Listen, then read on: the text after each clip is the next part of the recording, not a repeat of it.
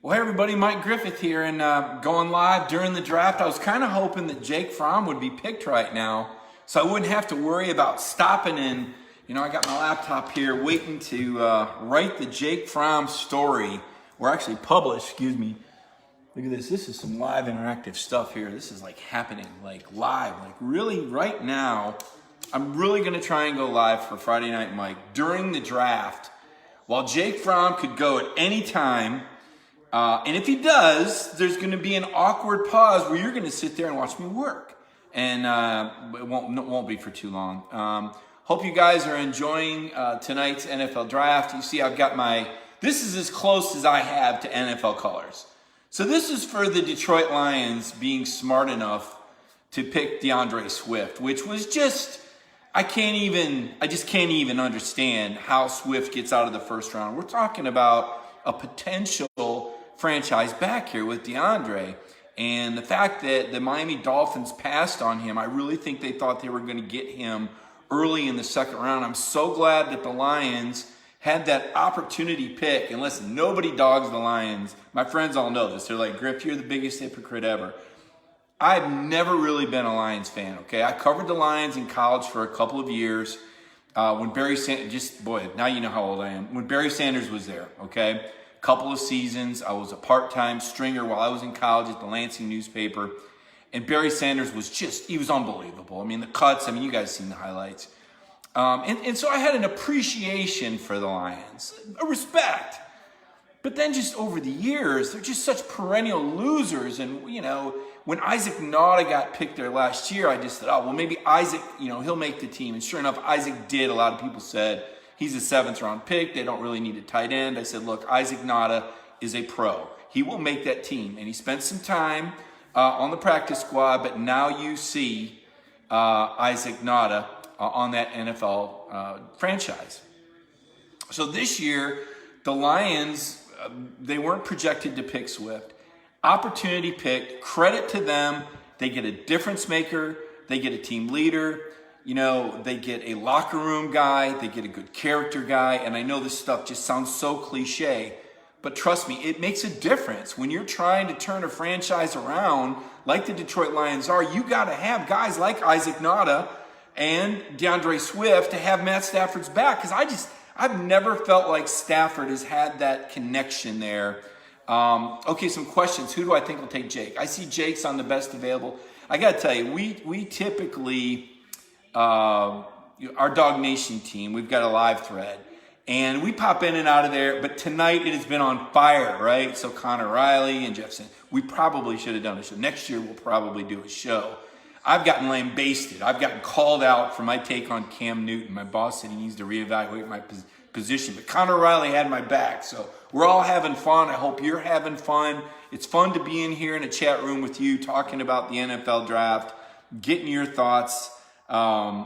Somebody's predicting Jake Fromm to the Atlanta Falcons in our Dog Nation chat, having some fun. Is that going to happen? I don't know. I'm not sure. Somehow I've just lost my signal here, so I'm not sure what happened there. But we're just going to have to wait and see. I'd like to see Jake Fromm go tonight. I think Jake has the potential to play in the NFL. I really do. So much of it, though, has to do with where you go in the circumstance. You got to find the right fit. You got to find a team that believes in you, that builds around your strengths and weaknesses. And to me, that's going to be what's really important for Jake Fromm if he is to play in the NFL. Whenever that call comes, remember, and the guy that Jake gets compared to the most is Kirk Cousins. And Kirk is a guy. Now, I wasn't at Michigan State when Kirk was there, but I covered State soon after Kirk Cousins was there. And until I met Kirk Cousins, I didn't really understand what made Kirk Cousins such a special guy. And if you just watch the NFL and you don't know anything about him, you may wonder, well, what's the big deal about Kirk Cousins? But anybody that knows about Kirk Cousins and who he is and what he stands for can kind of understand that maybe Kirk Cousins, has some spirituality working in his favor. In addition to being a great quarterback and a very accomplished person. It's like there's nothing that Kirk Cousins can't do. All right, so making sure here I got myself covered. Keeping up with the NFL draft. I've got the, let's see, the draft here, coverage here, on the clock. Don't know what happened to my television here. It just kind of went out. I've never had that problem. I mean, I usually don't have that problem. I got pretty good cable service. I'm not going to call them out. I'm not going to call out the cable service tonight and say, hey, man, I got a job to do. I'm not just watching for entertainment. Listen, sitting there last night, waiting for DeAndre Swift to get picked. And then when Clyde Edwards-Helaire went, I was just like, you got to be kidding me, right? Did that really just happen? Apparently it did. Pretty disappointed playing games with the TV here. Still not able to get that. So Andrew Thomas at number 4. Let's back up and go there. Thought that was a very safe pick. I think Andrew Thomas is the consummate pro. I did a show up in Burlington, Vermont. They called me a couple weeks ago about Jake Fromm. They called me again today about Andrew Thomas. And I said, look, Andrew is a guy that's going to show up and take care of his business. And he's a pro. He's a guy you don't got to worry about. He was a permanent captain, just like Jake Fromm, just like DeAndre Swift. I think that's a solid pick. I think all these, and it was almost like the guys on TV that they were angry because they were wrong, right? Like they know more than the NFL. That's what always amazes me. There's a reason that those guys are working in the NFL. I've seen the hours they put in, the film they pour over. And listen, I work in the media and I work very, very hard, but I don't have all the knowledge and all the information that these NFL teams do when they make these picks. There's always more than what people recognize going on. And so they were like, oh, Andrew Thomas, he should have been. Listen, those teams aren't going to tell you that that's their number 1 tackle. So there were teams that were purposely sandbagging, purposely projecting him as the 3rd or the 4th tackle, knowing all along that if they had the chance to get Andrew Thomas, they were going to jump on. Look, 3-year starter. The guy was a freshman All-American. He started at left tackle as a true freshman. Right tackle as a true freshman. Moved over to left tackle. He gave up maybe less than 5 sacks in his career, probably 2 or 3, and most of those came after Jake held the ball for a moment because of good coverage. It wasn't like anybody ever just lined up and beat Andrew Thomas. It just didn't happen. He's not a braggart. He's a very modest young man. He's got a lot of character, talent off the field, musically inclinated, grew up in a church, playing in the church band with his family, classical band in high school, and yet just absolute brute power and athleticism on the field. So slam dunk pick for the New York Giants. Now, Isaiah Wilson at 29 to the Tennessee Titans. This is a guy that's going to need some work, okay? I think, and I covered Jack Conklin at Michigan State. I think Jack Conklin was a better football player than Isaiah Wilson. It's going to take Isaiah some time and some coaching, but at the end of the day, he's 6'7", 350, and he's athletic, okay? At the end of the day, 6'7", 350. You can't coach that. He needs some work with his feet. Sometimes his feet can get a little tangled up. I thought that was a little bit more of a dicey pick, but end of first round, I mean, if this guy gets his technique down at 6'7", 350, that's a big ceiling there. It's a big ceiling for Isaiah Wilson. So I'm not sure how I feel about that, Titans fans. You tell me whether you were in a position to take a chance. But Jack Conklin, a more reliable, consistent player, but Isaiah Wilson, a higher ceiling. So we'll see what happens there. You've heard me talk a lot about DeAndre Swift so far. Love the story that came out today. Kirby appearing on Paul Feinbaum's show, talking about Kirby calling DeAndre Swift last night. If anybody understood how upset DeAndre Swift was, it was Kirby Smart. Kirby understands his players. DeAndre was such a warrior, and he was just so, his whole say no more tweet. For DeAndre to say anything on Twitter, his fuse was lit, because it's just not, he's just not that guy. He's a very respectful, show up and tell you how it is kind of guy. I really respected what DeAndre did last season after the South Carolina loss. Jake kind of quit coming to media interviews, and I don't know if he had to get treatment or, he just didn't want to deal with all the BS that he was dealing with because the expectations were enormous. There was zero margin for error afforded for Jake Fromm last year. So DeAndre came out, and DeAndre was the one who said, look, our backs to the wall. This is going to be a playoff. A lot of Georgia fans had kind of jumped off the bridge. You're not supposed to lose to South Carolina. A top 5 Georgia team had never lost a home game to an unranked team in Sanford Stadium before. So that was a stunning upset. A lot went wrong. Yes, Jake threw 3 picks, but 2 of them directly related to receivers, one going off a receiver's hands. Another time receiver turns the wrong way. Another ball, Jake's trying to throw it out of bounds, and a South Carolina guy makes a great play. And then the field goal kicker misses 2 field goals. So a lot went wrong for Georgia to lose at home to a very motivated and inspired South Carolina team with Javon Kinlaw obviously destroying people. And you see why he was an early round pick. Solomon Kinley missed that game. Georgia not at full strength. Lawrence Cager knocked out at halftime. Point is, when Georgia lost to South Carolina, a lot of people thought that the season was over. And I think most people recognized that if LSU stayed healthy and playing well, they were going to be hard to beat. And they had the fortune of staying healthy and playing well. That was part of what made LSU season so magical. They had those 3 receivers running wide open. They had that first-round running back. They had Joe Burrow the first quarter. They had a lot going on. And a very good defensive coordinator, Dave Aranda. A lot of talent. You saw it. 16 guys went to the NFL Combine. They were going to be tough to beat. Georgia was kind of limping through the year with the pass game, okay? They lost their top 5 receivers, yada, yada. Everybody's heard this story before. It meant a lot to me to see what these guys were able to do after their dream was kind of gone. That showed some toughness for Georgia to fight through the year and still finish number 4 in the country. I mean, for them, that's a bad year, right? I posted on my Facebook thread earlier. You know, that was an off season. It really was. It's an off season for Georgia when you finish number 4. That's where Kirby's put the program now.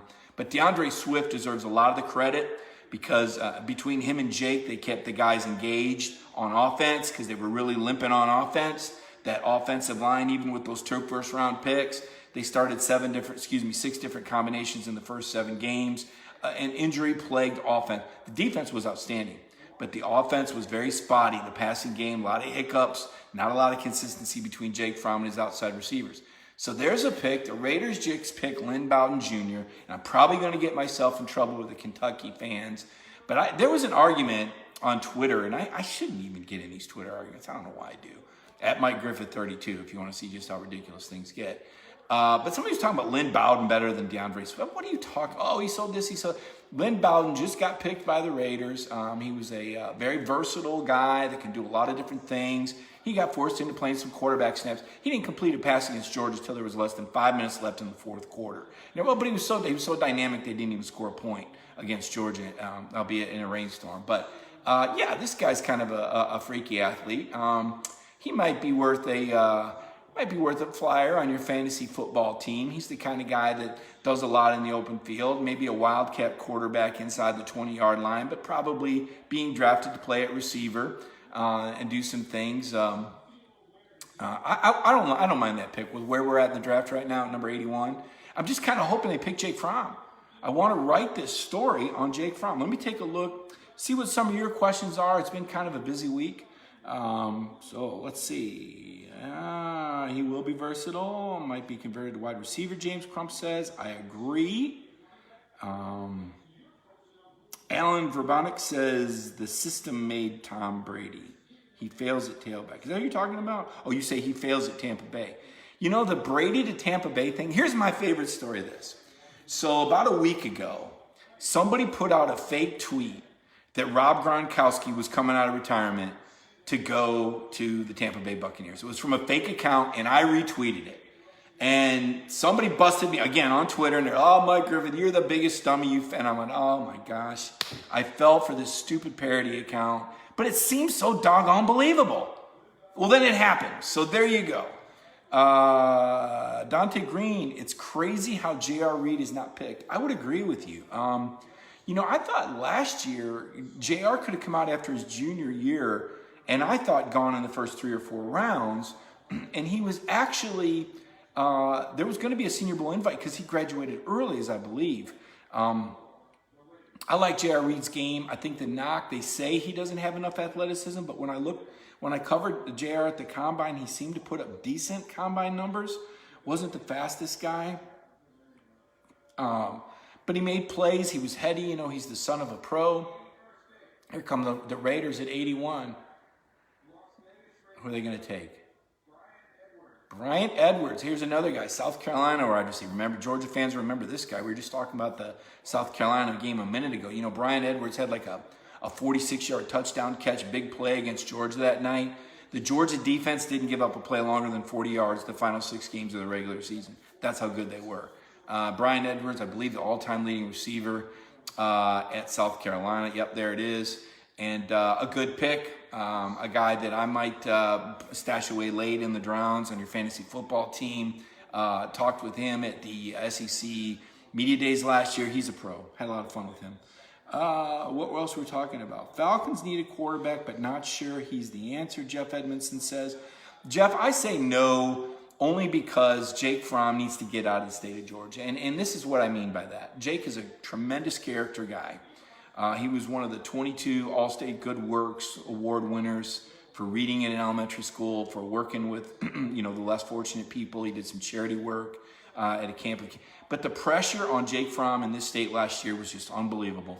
And it was either win a national championship or you had a bad year. And every week somebody wanted to compare his stats to Justin Fields because Fields transferred to Ohio State. Fields wasn't running the same offense. Okay, you got to understand the spread is different than Georgia Pro style. Fields had a much better receiving core and a much weaker schedule at Ohio State. I don't care what the final number said. The Big Ten's not the SEC. You saw that. The SEC had 15 guys taken in the first round yesterday. That was a record. So, but that was what Jake was dealing with, the pressure. And I've said this too. If Twitter was around when Peyton Manning was at Tennessee, Peyton Manning would not have gone back for his senior year. Can you imagine the abuse that Peyton Manning would have taken on Twitter because he never beat Florida as a freshman, sophomore, or junior? He would have been absolutely destroyed. And he would not have come back for it. Nobody's going to sign up for that. And it wasn't that bad at Georgia, but the people that were critical of Jake were very critical. And they couldn't understand, or they took the low-hanging fruit that Georgia simply, when you lose 5 receivers, that makes a difference. So anyway, it seems like this conversation always ends up there. Miriam Martin Corbin, have I discussed Big Solly or Hot Rod? No. Solomon Kinley is a guy that I think could go in the first 3 rounds. I don't know where I think he was ranked like 8th or 9th among the, I'm looking up at the TV. I think he was ranked among 8th or 9th among the offensive guards. I like Solomon Kinley a lot. I think he's very underrated. The guy's 6'3", 336. Now this year, Solomon Kinley did not have a good season. If you remember, he suffered that ankle sprain against Notre Dame in the 4th game of the season, and he missed the next 3 starts. When you're 336 pounds and you got a bad ankle, that's a lot of pressure and explosiveness that you're trying. And Solomon was never the same after that. He came back a few games later, but was not the same guy. He soldiered through the season. I give Solomon a lot of credit for that. But if people turn on the tape of Solomon in 2018, they're going to see what they can get. This is a guy who's going to start in the NFL. This is a guy that I expect to have at least 2 contracts in the NFL. I like Solomon Kinley. He was durable. He got through the entire 2018 season. I believe he was the only Georgia offensive lineman that started every game in 2018. 2019, again, the ankle got him. But Solomon Kinley's a pro. Talking about offensive guards isn't sexy. People don't get thrilled about it. They don't look for number 66. So William asked me a question here. William Gleaton. Does Eason go before Jake? Here's the thing. I don't have those answers, and I don't pretend to, because I'm not in the conference room. They're 2 very different quarterbacks, so it depends on the fit and what that team wants and needs there. Eason, obviously, a very big armed guy, very large stature, prolific, the kind of guy you look at in a uniform and say, yep, that's a quarterback. There was some questions about Eason, how he did in his interviews. There was, there were some maturity issues at Georgia. I don't know. I heard everything was hunky-dory up at Washington. But Jacob Eason is a guy that has the talent to play in the NFL. Does he have the right fit? And what kind of person and leader does he evolve into? Because evaluating a guy in college and trying to project him in the NFL, I've learned after all these years in the business, it's not always a slam dunk. There's different guys, I don't want to call anybody out, but there's guys that maybe weren't as mature in college that once they became pros and were feeding their family, they looked at their responsibilities a lot differently. Conversely, there's a lot of guys that are great college players that don't necessarily translate to the NFL, because at some point you got to have the skills. That's kind of where we get back to the whole Jake Fromm thing, is does Jake actually have the physical skills? Well, I found some data, and I'm going to look that up. This will make it worth your while tonight. I found this was it was on ourlads.com, and it's a list of quarterback throwing velocity at the NFL Combine. So Eason, 59 miles per hour throwing to his left and throwing to his right. He had the strongest arm at the NFL Combine. Justin Herbert was 55 miles an hour, 54 miles an hour. Jalen Hurts, 54 miles an hour to his left, 51 to his right. Jake Fromm, 53 to his left, 53 to his right. So yes, Jake Fromm's arm strength at the Combine reflected on ball velocity was the same as Jalen Hurts. So there you go if you're wondering. Joe Burrow did not throw. Tua Tagovailoa did not throw. Michigan Shea Patterson, 50-51. Just a couple other numbers there. Let's take a look and see what you all have for me. I got to monitor my work thread too to make sure nobody's yelling at me in there. Nope, everything's clear so far. Philip Jordan Wells of Easton has Fromm's mind, and Jake has, boy, I'll tell you what, it's a great point by Philip Jordan Wells. I mean, the thing that people don't appreciate about Jake Fromm is the process ability, how quickly he processes things, his ability to get through his reads, his progressions when he's going back to throw. Jake, the weakness is a very, lack of mobility, not a guy that's going to buy a lot of time. But as Jake told us, Jake's a guy that gets out of trouble before he gets in trouble with the pre-snap read, right? So now what's a team that has that great, see the system to me where Jake Fromm fits is the New Orleans Saints. Drew Brees is the comparison. I'll never forget, I asked Jim Chaney that question 2.5 years ago. And because Jim coached Drew Brees up at Purdue, but if you but Jake's got to be in the right system. One size doesn't fit all. How many quarterbacks could really play in a lot of different systems when you think about it? There's not a lot. Most of these systems now in the NFL are getting built around their quarterback strengths and weaknesses. What round do I think Jake would go in? David Johnson wants to know. David, I would have thought Jake would have gone late second, early third round, to be honest with you. I mean, I think he could pop at any time. If you're just joining my Friday Night Mike show, I've already warned everybody that when Jake gets picked, it's going to get awkward because I'm going to type and post a story, like live on camera. That's never happened. And you can see just how exciting it is to be a sports writer. But man, you must have a great job. Listen, I do. I love my job. But when it's 12:30 a.m., and you're at the spot in Athens or Knoxville or East Lansing or Ann Arbor, and I'm in the press box with 2 more stories to write, it's not as much fun. Now, I like what I'm writing, and it's like my teammate Jeff Santel says, my fingertips are burning to write that stuff after games. Can't get enough of the game story, the analysis. Can't wait to tell you what I got out of those interviews when I asked player A, question B, and the response I got, a lot of times we're able to put video up now. The next morning, the report card, the analysis, love that stuff. So the Denver Broncos pick is in. So just so everybody knows, full disclosure, kind of grew up a Broncos fan if you're wondering who my team was. Don't really have a team now. Lloyd Cushenberry, the center from LSU, just went. Is this really where we're at? And Jake Fromm is still on board. Sometimes I think when a team wins a championship, the bias comes in. I don't know if I think all these LSU players are really that great. I know a lot of them are, but like the last round, the guy that, had his subs, there's questions to me. I think, what a rising tide lifts all ships, right? They're ships. There's something to be said for coming from a program that stands for something, and coming from a program that knows how to work hard. I'm just not all in on LSU. I think they just had a big party and a big year, and an NFL pro quarterback who didn't have to go to class for 2 years as a 2-year graduate transfer student. Some great receivers, and lightning struck, and they won the games and they got momentum, and it was great. It was a special season, but I don't expect Ed Orgeron to win another championship at LSU. I don't expect LSU to necessarily maintain this pace. A lot of talent there, but it's very hard. I think a coach once told me it's a lot harder to climb. It's a lot harder to stay on top of the mountain than it is to climb it. And I'll be very interested to see how things go for LSU moving forward. Let's take a look at the comments here on the Friday Night Mike Show. Appreciate y'all being here. Ingles is my sponsor. I don't know if you caught some of the shows we did earlier this week. Thursday, we did our cover 4. Miriam, no, I don't think ESPN bias. Just to answer Miriam Corbin's question, because we hear a lot about what does ESPN bias mean, right? How much can it? I don't think it's affecting the guys in the draft, certainly. These NFL guys, they have a mind of their own. A lot of times they don't even listen to what the coach says.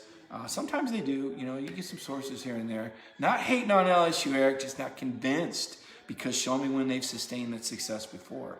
Been a sleeping giant for years. They weren't able to do it with Les Miles. They didn't sustain it there. So anyway, getting back to my point, the ESPN bias thing, and I don't think it's like a community-wide thing. I just think there's different commentators with different opinions, right? Like Desmond Howard, he'll have Michigan picked to beat anybody they play, even though I think they finally finished higher than third in the East. But there's certain guys that are going to say certain things. And they have certain biases. I think we all have some bias built in inherently, whether we want to or not. So I don't know if I really feel like Georgia gets the worst of that. I know some people would accuse. I remember when I started writing all these Kirk Herbstreit stories last year, and Georgia fans would say, oh, he doesn't like Georgia. And I'd think, I've just talked to this guy a half a dozen times, and he likes Georgia and respects Georgia. Now, maybe there was another Georgia team that he wasn't as high on, and everybody remembers that. Same thing happened when I was covering Tennessee. People thought there was a bias there. Now, in Michigan, it's a little different because Michigan has such a predominant amount of fans, and they're located closer to Detroit, so there may have been a little bit more media bias there. That might be one example of media, but I never felt it with Georgia. Certainly, maybe a smidgen with Tennessee, with the whole Chris Fowler stuff of the 1990s. It seemed like Tennessee got treated, poorly, I thought, when they were a very good program. I know they were targeted for an ESPN story investigation. Could have done that investigation anywhere. It had to do with the athletic department overseeing academic compliance, which was happening at like 60% of the country, 60% of the schools in the country at that time. But Tennessee just won a national title. But no, to answer your question, Miriam, I don't think that Georgia, in fact, I think quite the opposite. I think Georgia has one of the best national reputations of any school out there. I think the people that have been to Athens know what an incredibly fascinating town it is. I hope that once this coronavirus pandemic, I don't know what the word is. I hope the new normal includes a vibrant downtown in Athens with all those wonderful individual businesses, restaurants, bars, shops. I mean, Athens to me is college town, USA, and I'm really hoping here. I see that the commenters are having some fun here where everybody's asking about Easton and Fromm still. And again, it just depends on the team. Tell me the team and who fits better there. Who has a need? First of all, what teams have a need at quarterback? Who are they got to beat out to make that team? So, for example, I'll just give you so we talked about Eason being the big prolific guy with the big arm and the velocity. Talked about Fromm being the processor and the Kirk Cousins kind of locker room guy. Now, with that in mind, Eason, bad weather, cold weather, climate guy, big hands, big arm, plays through the conditions, had played up in Washington.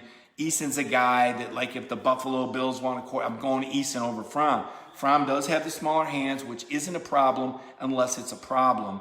Now, to be fair to Jake, he didn't have a lot of wet weather, inclement games in Warner Robins, Georgia growing up.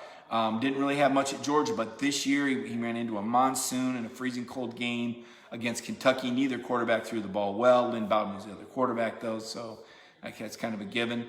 And then against A&M, there was some inclement weather. So there were some questions about Jake's ability in the cold weather or with a slick ball. So I guess if I were an NFL team, I might wonder a little bit about that. It's too bad a lot of these individual workouts got canceled. The pro day where people couldn't see Jake throw. I know that Jake didn't have a great NFL combine.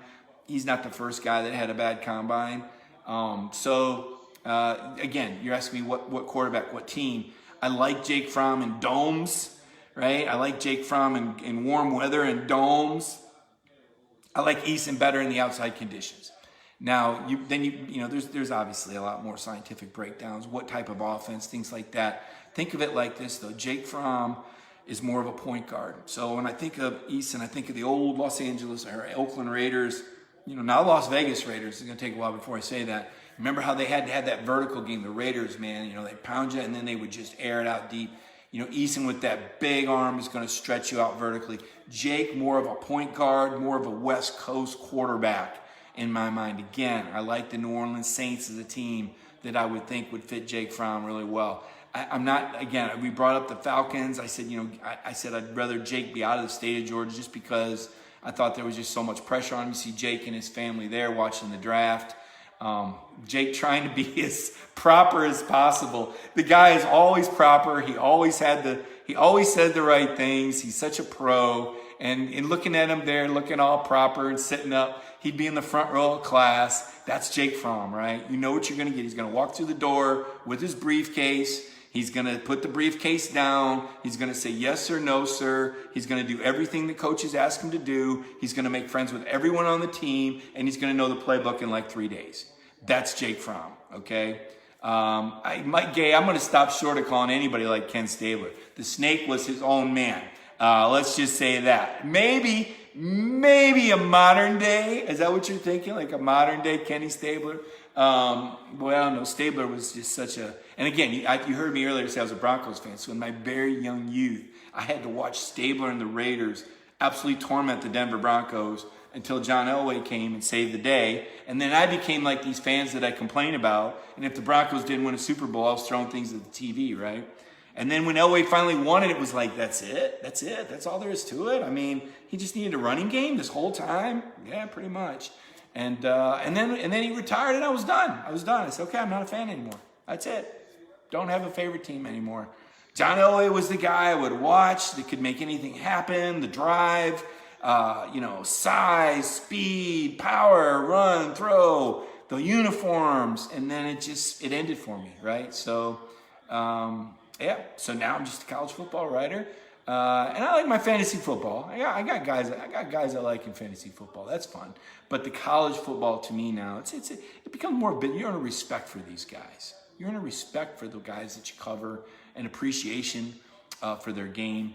And we're still waiting. We're still waiting on Jake Fromm to be picked here. Now the Patriots on the clock. Could the Patriots? Bill Belichick likes Georgia players. But could now remember what I said about the wet weather? That's the only hesitation. If the Jake Fromm hand size, if the Jake Fromm wet weather games, still wouldn't surprise me. But we see Patriots on the clock, number 87, round 3. Here we are, round 3 on the clock, 3:21. This has been a different kind of draft than typical. We haven't had the guys, going up to the podium and all that kind of stuff last night. I kind of like more of a no-nonsense approach. I'm watching the ESPN coverage. I got some of the Dog Nation guys that are telling me ABC coverage is really good. Elway and Fromm have the same speed. Oh, Andrew. No. Oh, man, Andrew. John Elway in his youth. Maybe John Elway in his youth was fascinating. John Elway was a real danger to run the ball. I think John is faster. I don't know what the 40 time is, but Elway had some scrambles. I just haven't seen Jake make those kind of scrambles. Jake was not a runner. And to be fair, the offense wasn't geared toward that either. It's going to change. We're going to see that's going to be a little bit different moving forward here. What pack are they at now? Jeff Edmondson wants to know. They're at pick number 87. The New England Patriots at pick number 87. Some of you have predicted that Jake Fromm is not going to get picked tonight. Don't know. It does say the Patriots need a quarterback. So let me get in my Jake Fromm story here. This is number 87. Like I told you, I've already warned you. If Jake comes off the board, I'm going to need you guys to carry the conversation with each other. Look at Eric is predicting that Jake is going to go. We saw the cameras in Jake's house. Let's see what we got here. Is this Jake Fromm? The New England Patriots select Kaepernick Jennings. No, Jake Fromm. It's another Alabama players, and the Georgia fans really boo that one because they're tired of Alabama, everybody. Is everybody tired of Alabama? I think there was some Alabama fatigue. I think there's been some Alabama fatigue out there. I do. But I also think that Alabama's dropped off. When Kirby Smart was the defensive coordinator at Alabama, Alabama won 4 national championships, the 8 seasons that Kirby was the D coordinator. In the 5 seasons without Kirby as the D coordinator, Alabama's won 1. I do think that Alabama has dropped off. I also think that there's a lot of programs that are getting facilities that are catching up. I still think Nick Saban is a great coach, but at some point that lack of continuity on the coaching staff is going to bite you. A lot of guys go there and work, and they get other jobs because they work in Nick's system and they learn how to build programs. And that's a real tribute to Nick Saban. I mean, the same thing was true of Paul Bear Bryant. When you look at the Bryant disciples, I think someday, we'll look back. And it's still one of the most amazing streaks to me, whether you like Alabama or not, is that Nick Saban is, 19-0 against his former assistant coaches. I mean, that's fascinating. I know, not trying to barb anybody with that. But that just goes to the point that Nick Saban is still a great coach. I bet you didn't know that story, did you, Craig Wagner? James Crump says, even Hurts got drafted. That's going to be interesting. Jalen Hurts going that high to the Eagles was a bit of a surprise to me. Jalen is a guy, though, that has great mobility. He's another good character guy that has worked very hard, that's proven he can handle adversity. I'm not sure how complex the Eagles' offense is, but in Carson Wentz, they've got another big guy that can run, that's dynamic with an arm. I'm not sure that I buy that Jalen Hurts will end up being a regular starter in the NFL, but I think he's worth a gamble there. Jalen Hurts showed a lot to me character-wise with his ability to bounce back from adversity. He's athletic. Again, the arm strength is, I don't know if you saw that a minute ago, the arm strength is not what you might think it is based on these combine throwing speeds that I've got in front of me. But he's a gamer, and maybe he would be like a package guy. Maybe we're going to see more of that going to the NFL. I can't remember who told me this, but it's true. Used to be that the NFL game would trickle down to the high school, but the trend recently has been the high school and college trickling up to the NFL, hence these RPOs, right? So you're getting a different kind of athlete at quarterback, capable of playing quarterback, different kind of schemes, spreading the field out, taking advantage of the rules that are in place as the game changes, right? It's a constant evolution. The offense does one thing, the defense catches up. Miriam Corbin wants to know about Lawrence Cager. Rich says that Cager won't get drafted. You're probably right. I haven't seen anything about Lawrence Cager. And, all Cager did last year was make plays and make catches. It was very unfortunate. Lawrence last year had the rib and the shoulder that cost him 3 or 4 games, or parts of 3 or 4 games. And then the ankle that required surgery on November 29th. And so Lawrence was selected to play in the East-West Shrine game, but wasn't healthy enough. Wasn't healthy enough to work out at the Combine, although he was there. He was planning on working out at Georgia's Pro Day, but obviously that got canceled. Georgia was one of the programs that had not yet had their Pro Day. Their Pro Day was actually scheduled, I think, like a week after that March 12th shutdown date. Excuse me. I could see Cager latching on. The question I was told when I talked with my NFL scout source, and I'm going to have him on Tuesday, Jim Nagy, by the way, next Tuesday on the Ingles on the Beat segment next Tuesday, Jim Nagy, former NFL scout with the Green Bay Packers, New England Patriots, Seattle Seahawks, now the executive director of the Senior Bowl. I'm going to have him on Tuesday. But what he told me about Cager was this. When you go to an NFL team as a number 3 or 4 or 5 receiver, okay, and obviously we're at the point of the draft now where guys are getting picked, they're not expected to get plugged into one of the top 2 slots or 3 slots. But when you go to the club as that number 4, number 5 receiver that's carried on a roster, they want you to play special teams. And Lawrence hasn't played special teams. He's about 6'5", 220. He says he's willing to do whatever it takes, but he doesn't have that experience. He doesn't have that in his toolbox, as they like to say. Kirby sometimes takes some flack from fans at Georgia. Why are you putting all these great players on special teams? And the answer is because this is something that's going to get him on the field early, and it's a skill trait that will translate to the NFL and help you make a program one day, possibly. Because not everybody's a first or a second round pick, right? So Kirby's actually doing his players a service when he gives them that opportunity on special teams. But Cager, brought in to catch balls this year, did a great job. I thought he was really probably, him and Swift were clearly the 2 most important elements. With Cager on the field, Jake Fromm completed over 70% of his passes. Without him, Jake completed less than 50%. So there you go. Andrew Rogers with a prediction there that Tyler Clark could be a steal. The old veteran The old warhorse Tyler Clark, tough guy. Someone asking about the number of players drafted and how it affects recruiting. Short term, no. We'll see where the numbers end up. Remember, a lot of these Georgia football players came back that could have been drafted this year. For example, I think Richard LeCount, had he gone pro, I think he would have been off the board by now. Monty Rice, Malik Herring, another potential guy that could go in the draft. Georgia next year will have a very rich NFL draft next year. I am a bit surprised that Jake Fromm's not off the board yet. Again, all it takes is one team to like you. Didn't really get that run on quarterbacks like I'd anticipated. And again, I think it really hurt Jake that the coronavirus pandemic prevented him from meeting with teams, because Jake's one of those guys, when you get around him, you go, okay, I get it. Like I said, Kirk Cousins kind of had that effect for me at Michigan State. Like, I never really understood, well, what makes Kirk Cousins so great, But then you get around the guy and you just kind of go, okay, I get it. There's this charisma there, this confidence. And when you're around Jake gives you that same sense of confidence. Like I've written before, who's the pilot that you want to land that airplane in a storm? Jake Fromm is the guy that isn't going to lose his stuff in the cockpit when the plane gets hit by lightning and the wing's on fire, right? Jake's the guy that's, he's going to land the plane. And that's just the feeling that you get around him. And I'd say the same thing is true of Kirk Cousins. And Craig Wagner obviously agrees with that sentiment as well.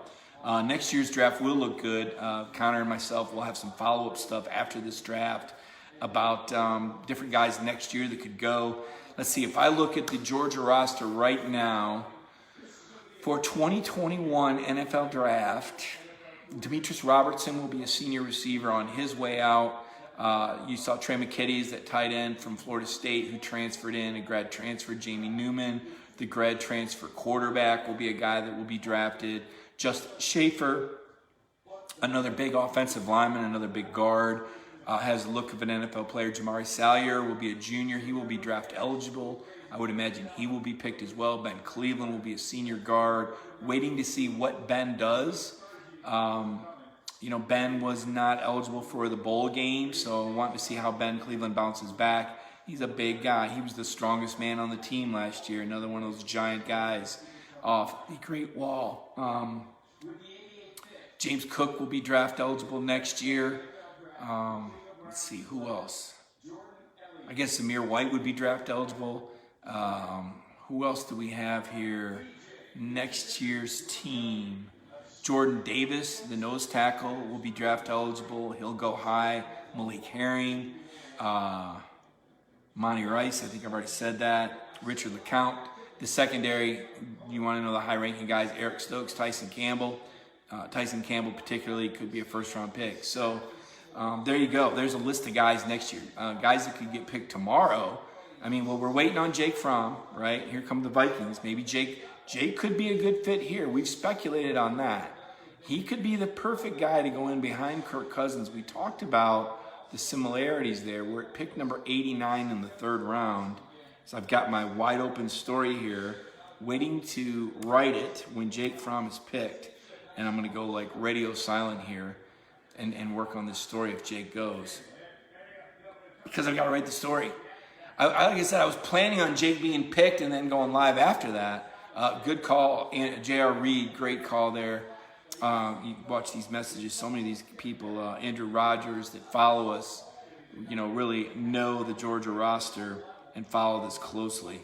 The Raiders are indoors, Mike Gay. They're an indoor team. They're a dome team. So that would bode well for Jake Fromm. Although he would have to play in Chicago and Green Bay. There'd be a couple of those cold weather games he'd have to deal with. James Crump says number 1 round pick. Let's see here. Andrew Hughes says, I hope you get to go to the story soon. I bet Jake Fromm agrees with you. Jake's just like, man, I'm just ready to go. I don't care where I go at this point. These guys want to go.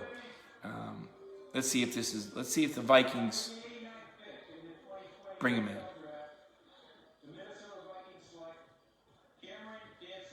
No, Cameron Dantzler. So no Jake Fromm. Houston on deck, and then the Las Vegas Raiders. So we're still waiting on Jake Fromm to be picked. No storyline tonight, Rich said. No, Rich, we've already had the storyline. That's why I'm wearing the Honolulu blue. I'm giving a shout out to the Detroit Lions for their common sense, for picking DeAndre Swift, a potential franchise back that you get in the second round. They did something right there. Swift the Dolphins, the Dolphins they're just rolling the dice, man. They're throwing, Tua, look, I really like Tua. I really respected Tua.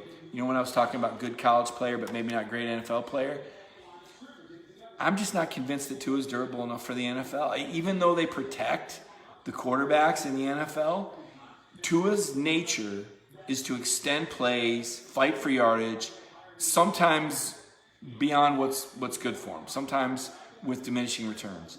And in the NFL, they will get to you. You are not going to run away from those guys. Sooner or later, they catch up. And Tua's a guy that I just don't think can have a long, sustained career in the NFL. And I could be wrong, okay? I could be wrong. Andrew Rogers. When do I think Rodrigo Blankenship will be picked? Kickers usually don't get drafted, but Rodrigo is a guy with a strong leg that a lot of teams like, but that's such a crapshoot question. It just depends on who's on the board. You can have a plan. Everybody's got a plan until they get punched in the mouth. Well, everybody's got a plan until there's a better guy on the board that they didn't think would be there. So, a team could kind of be telling themselves, yeah, let's get that Blankenship kid in the 6th or the 7th round.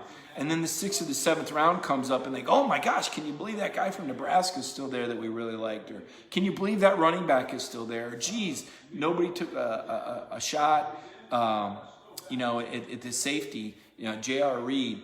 I don't understand the J.R. Reed drop. Jonathan Grenard, really good pick, a guy that had a lot of good things to say about Jake at the Combine, in fact. But, Reed, I don't know if Reed really had a great senior season. I think he had a solid senior season for Georgia, but I didn't really see J.R. make the kind of plays that I thought he would make. Now, part of that may be scheme. Kirby always talks about doing your job first and, working as a group, and Georgia did very good as a group. But I just didn't see J.R. Make as many plays as I thought. He had the nice pick against Notre Dame, that flea flicker. But when I think of season highlights from 2019, JR was kind of solid. He was just kind of there. Not great, not bad. Was assignment sound, but athletically, is he a freak athletically? I don't know about a freak. He's good. When you look at his combine numbers, I wrote a story. He had one of the longest long jumps, which shows a lot of explosivity, I guess. I think he had a decent vertical. I don't think his 40 time was blazing. Let me call up those Georgia Combine times from, we went there in Indianapolis before this whole coronavirus stuff blew up. That was crazy. We had people all over the country in the same room, in close quarters, interviewing one another. Looking for the NFL Combine numbers here, so forgive my...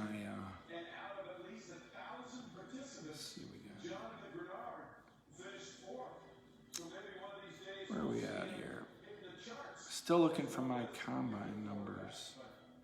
I wrote an Eli Wolf story the other day. He's a guy that could go on the last day or be a free agent. Charlie Warner, another Georgia guy that could go on the last day or be a free agent. Let's see here.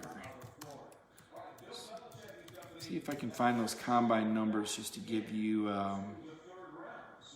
an idea of how the Georgia guys did at the combine relative to other. Okay, so in the 40-yard dash, DeAndre Swift ran a 4.48. That was 6th among the running backs. Thanks for the notice there. Eric letting me know that the Patriots are up again. J.R. Reed ran a 4.54 in the 40. That was 10th among the safeties that were at the combine. Here we go. Hold on. With the 91st pick in the 2020 NFL Draft, the New England Patriots have selected Devin Asiasi, tight end. No Jake Fromm. This could go on a while. Let's get back to that story I was telling you about the times. So Jake ran a 5.40, 5.01. That was last among quarterbacks there. Andrew Thomas ran a 5.22. He was outside the top 15 for offensive linemen. That didn't hurt him too much. So much of it is position specific too. Yeah, JR did 15 reps at 225 on the bench, 13th among safeties. JR didn't vertical. JR did 10 feet 10 inches on the broad jump. That was 6th among the safeties. And that's all I have for JR. So he must not have done all the drills. But what he did, I guess he did pretty well. Not too bad. Should be interesting to see what happens there. So let's see where we at here. Friday Night Mike. I'm sitting here at the house chilling out, trying to get this Jake Fromm. I need the NFL to cooperate. Somebody call the NFL and tell them to draft Jake Fromm so we can get that story up on Dog Nation. I hope you've had a good day. I hope you've had a good week. I know that all of us, we're all battling the same invisible enemy right now, right? We getting a little stir crazy. I know on my Facebook page I've been putting up these old pictures of myself with music just to be somewhat random and have some fun and hopefully get some of my friends to laugh and see how crazy I was back before I became a very serious-minded sports writer at every turn. But trying to have a little bit of fun, just trying to get through all this. It's a tough time. The NFL draft has brought us, thanks Mike, appreciate the compliment. The NFL draft has brought us a break in the action. It feels some normalcy. We're watching something live on television right now. That's pretty cool. Enjoy that. Yeah, we all wish we could call in and say, pick. Who would you say to pick next? I mean, you asked me my opinions, and I've got my thoughts watching Jake, and I'm giving you these, well, he's got to be in the right system. It depends on the right team. Put him in a dome stadium. I really do believe, though, at this stage of the draft, when you're being picked, you're not being picked for a team to build their offense around you. Okay, you're now a complementary piece when you're this late. The first round quarterbacks, maybe second round quarterbacks, a team will build around them. But at this stage, it's your job to fit. I'll give you a great example of that. One of the guys I covered that I think I've covered a couple guys that I thought were NFL quarterbacks that didn't, whatever reason, make it in the NFL to the extent I thought they would. I thought Casey Clausen at Tennessee was an NFL quarterback. I thought David Green could be an NFL quarterback. I thought Eric Zier should have been a great NFL quarterback. I still think he went to a horrible team. But Connor Cook, more recently at Michigan State, loved Connor's game. The throws that he made were like Aaron Rodgers-like. I mean, the guy could put it in a bucket off the run, but you go to the wrong team. You get drafted by a team. They hire an offensive coordinator who signs a free agent who played for him somewhere else, and suddenly that becomes the number 2 guy. And the team that drafted you, you're not even their 2, you're their 3 now. And there's just so many politics to it, and it's just so much about luck and being in the right place, right time. Aaron Murray, Andrew, I'll see this. I liked Aaron's game, obviously, put up some phenomenal numbers in the offense. Thought he was more of a system quarterback. I think Jake Fromm is a better quarterback than Aaron Murray. I really do. Not that Aaron Murray wasn't a great quarterback, but a great college quarterback, right? I think Jake's game translates to the NFL better than Aaron Murray's. Cagney Parker, the Pats or the Raiders, listen, after I wouldn't wish the Raiders on a quarterback. I mean, John Gruden, he's fun on TV, but man, my impression of him off of TV is he's just a tough guy to play for. That's always been my impression, even when he won that Super Bowl. Remember, I had a pretty good defense back then. Eric wants to know, Cager's a senior. He had to go to the NFL. Lawrence is waiting on an opportunity. The fact that there wasn't a pro day really hurts Lawrence. I saw he's put out some video of himself working out, showing everybody that he's healthy. Let's see what the Ravens do here at 92. Wouldn't seem to be a Jake Fromm kind of team. Now the Tennessee Titans, maybe, perhaps, right? Maybe the Tennessee Titans could be a possible fit. Tampa and Cleveland on Eric Zier, right? Isn't that right, Marshall Fleming? Didn't he go to the Cleveland Browns first? Talking about Eric Zier. So let's see what we got left here. Checking out the live feed. What else we got here, people? Is Jake going to get picked tonight? How many more picks do we got? We're all waiting to see when Jake Fromm gets picked. Are we in the, how close are we to the end of the 3rd round right now? Let me take a look here. Where are we at? Can't find. my NFL picks board here. All right, Jay Bryan's calling Tennessee. Jay Bryan's calling Tennessee. Let's see if Jake Fromm goes to the Tennessee Titans. That'd be interesting. They've already got Isaiah Wilson there, right? So it'd be nice for him to have a big running game with Derrick Henry. Good offensive line, good defense to play to, a system. It kind of seemed like he might fit there. I could see that being I don't know. Andrew Hughes, you just asked the same question that I have. The pick is in round 3, pick 29, so probably only 4 or 5 more. Once this is over with, let's see, Tennessee 93, Green Bay 94, Denver 95. What do we think? Maybe, sure, how many picks there are in the 3rd round?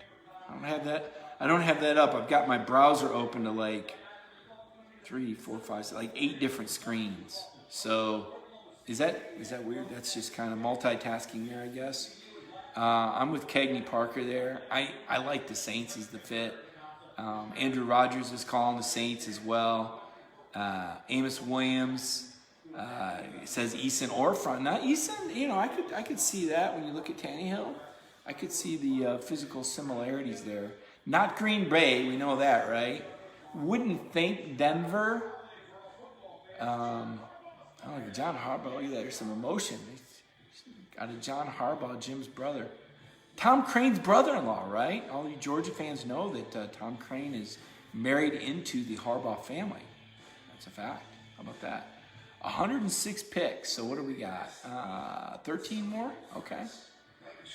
Amos Williams pretty convinced that the Titans are going with the quarterback. Yeah, Rich, they do have Hill, but Hill, isn't he kind of more like a gadgety quarterback? I mean, is he really a franchise quarterback? I don't know. Timothy Nelson predicts the 4th round for Jake. What else we got here? Yeah, I get it, Andrew. I think Denver's invested in Drew Lock. But, if you can get another good quarterback in today's game, I mean, just take a look at how often these guys get hurt. I mean, certainly we've seen that at Georgia, right? I mean, Jake Fromm's opportunity came up when Jacob Eason went down. Quarterbacks get hurt. Nowadays you got to have 2 guys you feel real good about going into every single game. So still waiting on that one. That's going to be interesting. Again, recapping tonight's Friday Night Mike show, kind of on the run here, kind of just doing this on the fly, right? During the draft. It may have been a bad idea. Maybe it was a good idea, but I typically do this show every Friday night, and the draft is going on, so I'm technically at work. I don't think my boss is going to get mad at me because this is sort of work. Usually my attention is not this divided, but I thought it'd be fun to watch the draft with you all and see some of your comments and your guesses. I was having a lot of fun.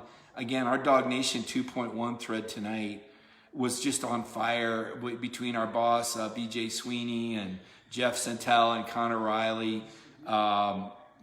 Just the comments were unbelievable. The last comment, which was 55 minutes ago, was from to the Falcons, and I'm not going to say who said it in jest, but that was like, everybody was like, okay, that's it, we're done. Nobody's going to top that moment. That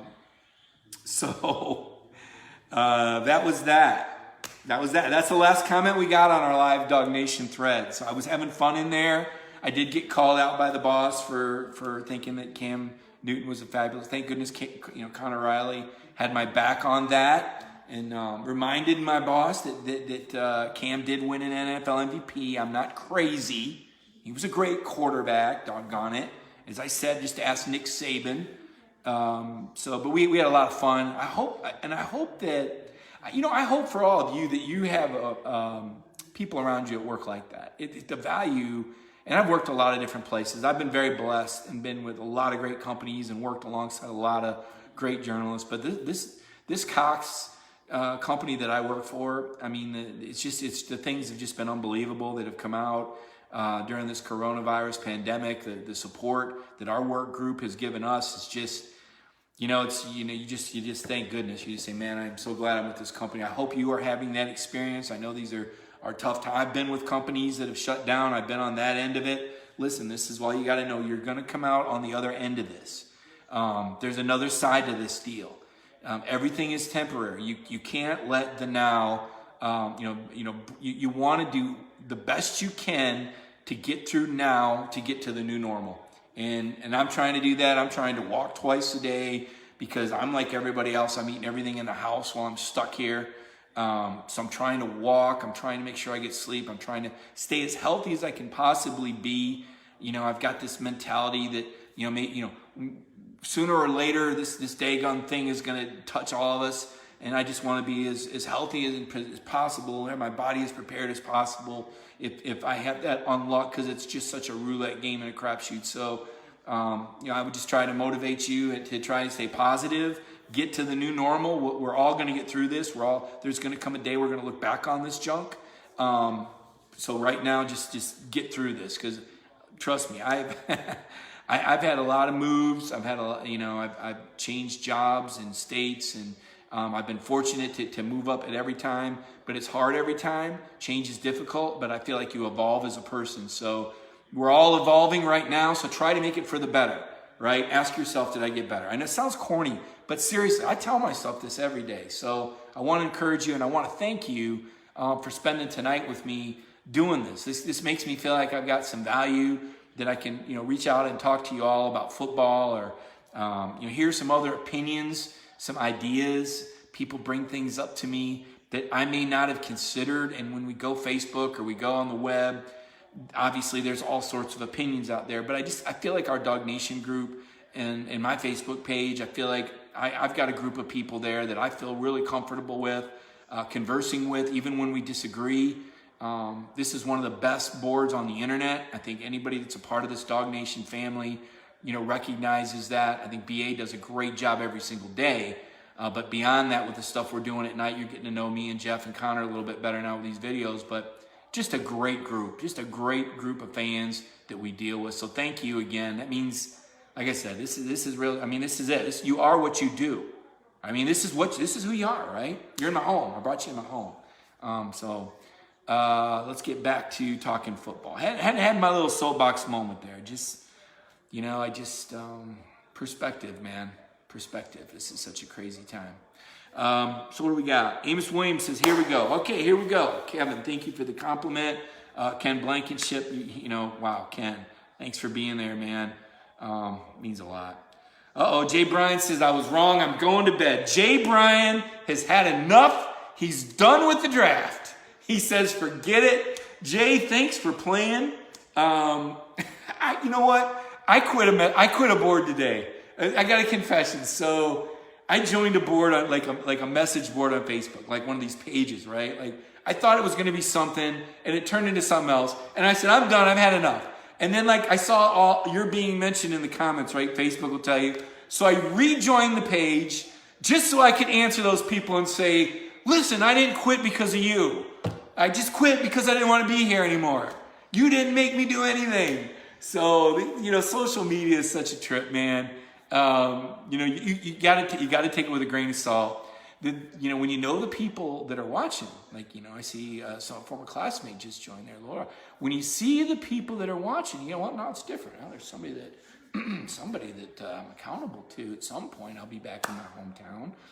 But no, seriously, you got to take it with a grain of salt. Be respectful. Now's the time. I've seen a lot of anger on Facebook. It's almost like right after a Georgia-Florida game with this election. I mean, the people are just, everybody's like, I'm voting this way. And so this is what the president said. No, this is what he said. Well, he's this dumb. No, he's this good. He's like, stop, just stop. Hey, we're all on the same team here. All on the same team. All trying to get through it. One nation, under God, indivisible, with liberty and justice. Am I not supposed to say that? Did I offend somebody? Apologies if I offended somebody. Let's all get on the same page. Let's talk football, more football. Guys, get me fired up. Get me fired up here. Kevin, cool. I was glad. Oh, yeah, Kevin, we were in the Kroger. Yeah, thanks, Kevin. Good to see Kevin online here. When we do these Dog Nations events in the community, and we will be having more of those when we come back, and we're coming back, okay? We're coming back. I don't know if y'all saw that Stadium with Brett McMurphy did a poll of athletic directors, and most, I'm out of my head on fire. Most of the athletic directors believe that college football is coming back this fall. Now, it was kind of split up on whether or not it was going to start late or be an abbreviated season. But in some way, shape, or form, I believe football's coming back. And we know the NFL is going to play, right? And by the way, great to see the NFL matching contributions, fans' contributions for the coronavirus pandemic tonight. That's just a sensational effort by the NFL. It makes me proud of the NFL to do that. It's just such a wisdom and good faith in our country and support. So that's pretty awesome. Yeah. So here we are. It's 11:26 p.m. on a Friday night. We're hanging out at the house, waiting. Am I doing the draft tomorrow? You know it, John. You know it. I'm going to be doing the draft tomorrow. I'm waiting to. We've got the Rodrigo Blankenship story written. We believe he's going to be drafted. We got the Solomon Kinley story written. We've got the Jake Fromm story written. I will have a Lawrence Cager story written. Tyler Clark is a guy that could be picked. Tate Crowder. You know who everybody's sleeping on is Tate Crowder. Tate Crowder had a great senior season, and I think he's a sleeper pick. I think he's going to get drafted. Charlie Warner was a guy at the NFL Combine. Eli Wolf had some good numbers as well. Tyler Simmons, a lot of speed there. I don't know if he ever got to show it. Look at Easton. Boy, Easton's just sacked out here. I'm watching this. You feel, these watch parties, how hard is that? I mean, how hard is that? Here's Jake. Look, there's Jake. Jake's got Jake's the Sphinx, man. He's not budging. He's gonna have his game face on. Jake's ready to go. Good stuff. I agree with Miriam. Sleeping Crowder. Yeah, J.R. Reed, James Crump. I think Connor actually did the right on that one. Jake's just like, oh man, get the turkey call out again, Jake. That was fun. Yeah, Andrew Rogers. Did you forget about Tay? I didn't forget about Tay. I don't think NFL teams forgot about him either. Let's just see. Jake at home. Eason looks upset. Yeah. Jake's got a great family. But being that quarterback at a program like Georgia, where the expectations are so high, is just such a thankless. Can you imagine? And I can, because I've had parents tell me about this. The stuff that you hear yelled about your son around you. I mean, I don't know about you, but I would come unglued. And in fact, I did have, as a parent, I may have had one moment at a game where someone was criticizing my daughter and her softball abilities, which bothered me because I was the coach of her travel team for over 800 games. And if anybody was going to criticize her, it was going to be me. But to hear somebody else criticize her? So put yourself in the shoes of Jake Fromm's mom and dad this season. Every week. Just imagine what the Fromm family had to go through. I just can't even. You know things as the parents that the fans around you don't know. You understand why Jake's not calling play A, B, or C because player A, B, or C didn't do their assignment, or you noticed that the block wasn't picked up. I mean, a lot of Jake Fromm's problems were the result of people around him not doing his job last year. Look, Jake Fromm is a better quarterback now than he was as a freshman. It's not even close. Not even close. But the supporting cast changed, and there's no Sony Michel and Nick Chubb. Now, Swift is very good, and the receiving core was just sorely lacking. Now, Cager was great. He did a good job. Pickens, I don't think, really got into the offense till midseason. Remember, Pickens didn't even have a catch against Notre Dame. So, I don't know. Did Mel Kiper say something about Jake Fromm? Kiper's kind of gone back and forth on Jake. So Kiper has been critical of Jake's arm strength from the beginning, but he's also said, don't punish Jake because the supporting cast wasn't as good. He's kind of swung back and forth. That's a tough job because it's like, as I've said before, it's like being the weatherman, right? And it's almost unfair because I could say on Monday that I think it's going to be sunny in Athens on Monday and put that tweet up. And lo and behold, 2 weeks later on a rainy day, somebody will say, look at this, Mike Griffith said it's sunny in Athens, and it's not.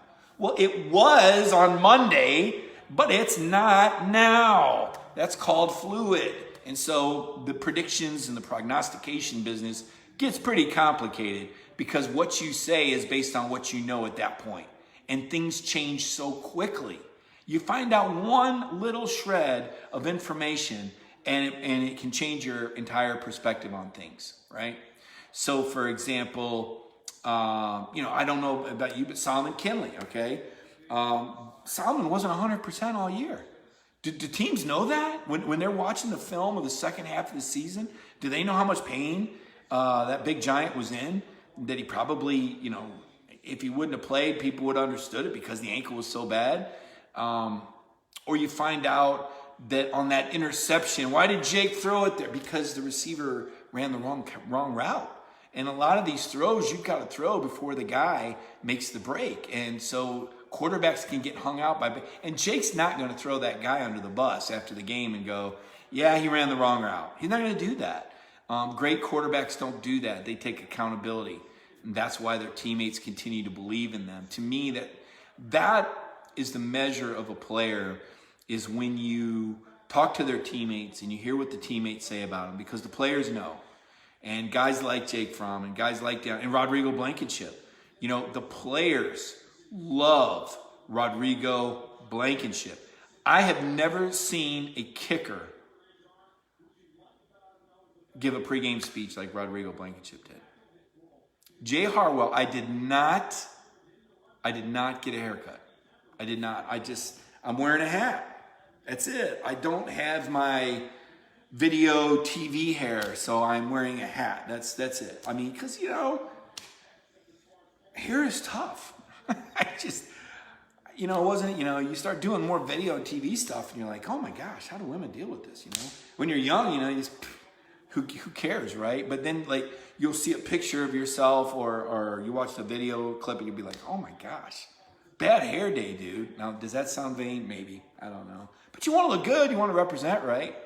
So no, I go hat. It's safe. So the hat is, and tonight the Honolulu Blue is for the Detroit Lions. Picking up DeAndre Swift. That's my support. Johnny Abrams, you're just joining us. Swift got picked by the Detroit Lions at the start of the second round. Ken Blankenship, hair is tough. You love it, Ken.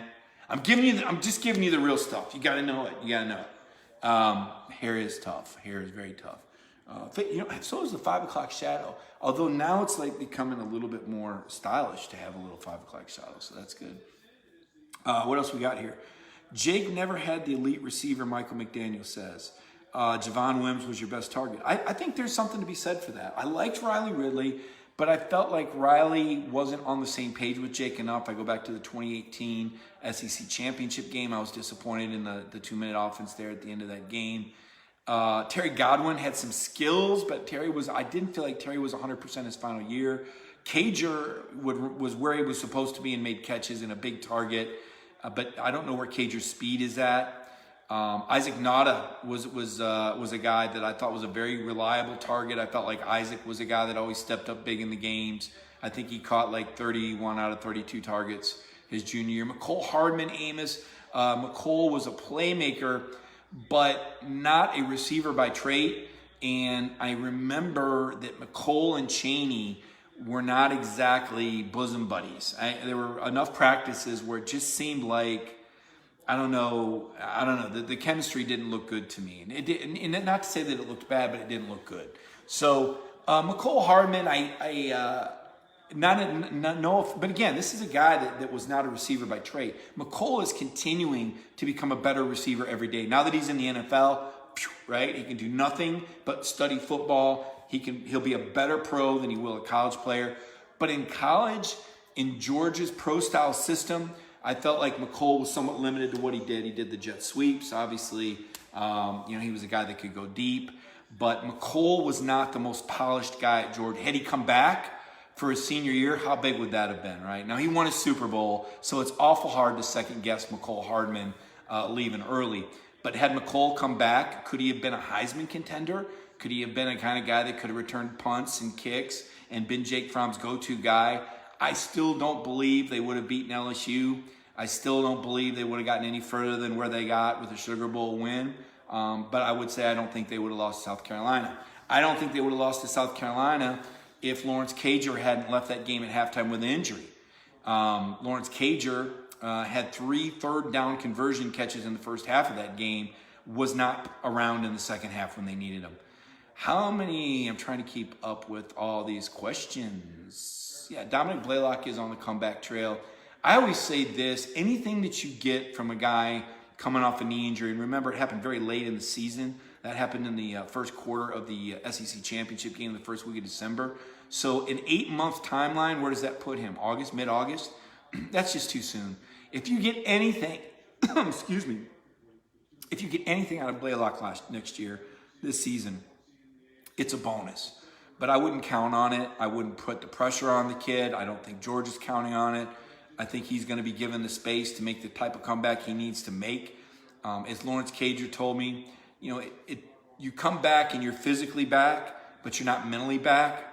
I'm waiting to see if we're going to see that jump out of Zamir White, right? So last season, Zamir was back, but I thought Zamir was very north and south, and I didn't see a lot of cutting. Now, in the bowl game, in the Sugar Bowl, I saw a little bit of wiggle out of Zamir for the first time, and I thought he looked decent. I didn't think he looked great against Baylor. I didn't think he looked DeAndre Swift level or anything like that, but I saw a spark there, and I think another good offseason, maybe we'll see Zamir White come closer to that number 1 running back ranking. He's going to have a lot of competition there. James Cook has had a fabulous offseason. You've heard Kirby Smart mention his name more than once. Kenny McIntosh in South Florida, another guy who I thought had a very promising freshman season. And then Kendall Milton coming in, right? As Jeff Sentell says, he's built like Superman. We just don't know how Kendall is going to transition from that Fresno high school level to SEC level. I mean, it's a big jump competition-wise. I know that Kendall talked about obtaining a Southeastern Conference mentality since he's been on campus. It's been one of the more valuable things. Here comes the Baltimore Ravens at 98, and they choose who? Oh, come on now. Don't even make jokes about that. I had a sore throat a couple days ago.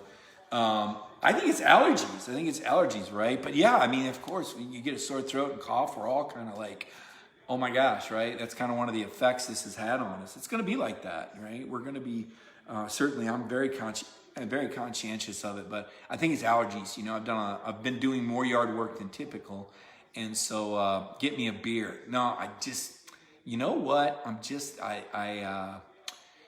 Socially, very rarely, but the truth of the matter is, I got to wake up tomorrow. I want to walk. I want to feel good. I'm a lightweight, right? The whole thing of, that was like my 30s, right? I remember those Tennessee trips to the Peach Bowl, back pre-internet days where you would like file a story at 8 o'clock and then you were off and you didn't have to have another story in until the next day by 5 or 6. But once you went to print, that was it. So me and the other beat guys would go out, and if you were coming to Atlanta for the Peach Bowl, you were taking a taxi and going to Buckhead and going to the Buckhead Saloon, right? Because that was what Atlanta was. It was bright lights and big cities, and Buckhead was just, man, wow, look at this, right? I was in the big city. So that was the 30s. That was my 30s, right? So I'm no longer in my 30s.